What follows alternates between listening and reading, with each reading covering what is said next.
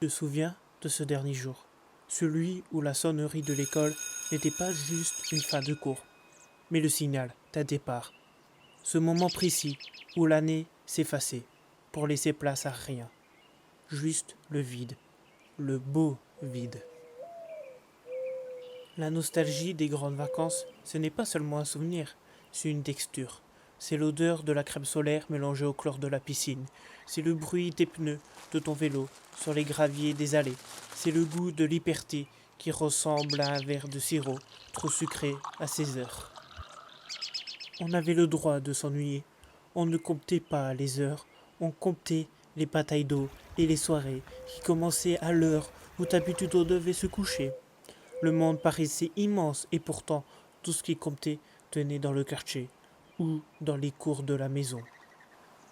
Et puis après il y avait les centres aérés où tu pleurais car ta mère partait, les centres aérés où tu trouves ton meilleur ami, les centres aérés où tu trouves ta copine pour la toute première fois, les centres aérés où tu découvres plein de jeux incroyables, tu découvres l'animation, ça te donne envie de faire l'animation, tu découvres un monde que tu n'aurais jamais imaginé durant les grandes vacances.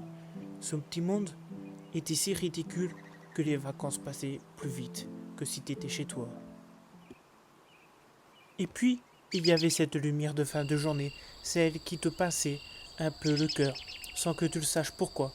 Une petite mélancolie douce, parce qu'au fond, on savait que chaque jour qui passait nous rapprochait de septembre.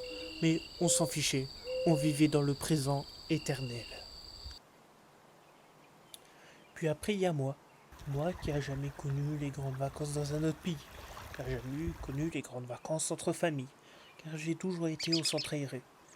Pas pour me déplaire, au contraire, j'ai pu rencontrer mes meilleurs amis, j'ai pu rencontrer des gens juste incroyables.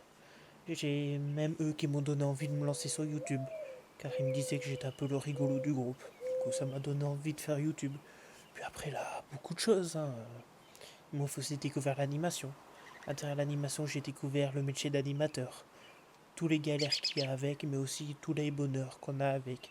Faire plaisir aux jeunes, faire rire les futures générations, se déguiser, être un personnage, être une autre personne, de retirer tout ce stress et devenir une autre personne, une nouvelle personne. J'ai pu être une fille, j'ai pu être un ours, j'ai pu être un zombie plusieurs fois, j'ai pu être un docteur fou, j'ai pu être Spider-Man, j'ai pu être William Afton, bref. J'ai fait beaucoup de rôles en tant que jeune qui faisait de l'animation. Et je dirais merci à eux. Merci d'être toujours là avec moi, de toujours parler avec moi. Merci, vous m'avez vraiment aidé.